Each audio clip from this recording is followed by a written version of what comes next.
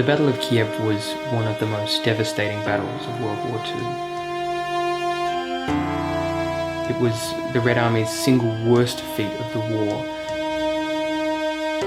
They suffered some appalling defeats.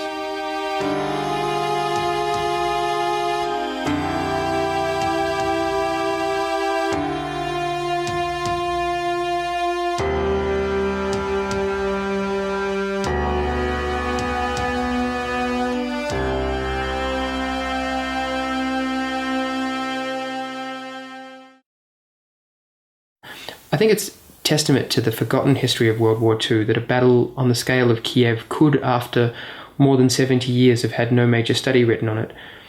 It's definitely one of the great battles of the Second World War, and without question one of the most important.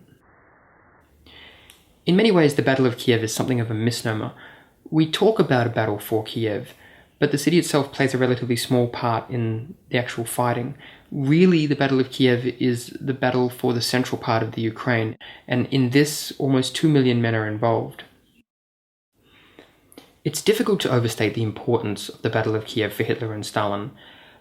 For Hitler, he had to overrule almost his entire general staff in order to fight the battle, and Stalin was having to do much the same in the course of the fighting.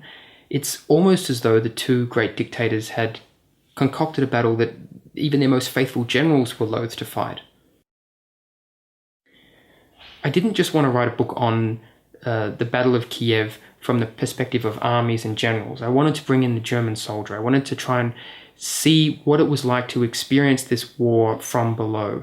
And so I looked at a lot of obscure sources, letters and diaries, to try and find out, what did the German soldier experience at Kiev? What did they feel? What did they see? I think that perspective is at least as important as the perspective from above, the perspective from the generals. So it was really a major part of the study. In many ways, the Battle of Kiev is not as cut and dry as has sometimes been recorded. The battle was enormously complex. It was very costly for both sides. And most importantly, until a relatively late stage, the battle was by no means decided, one way or the other.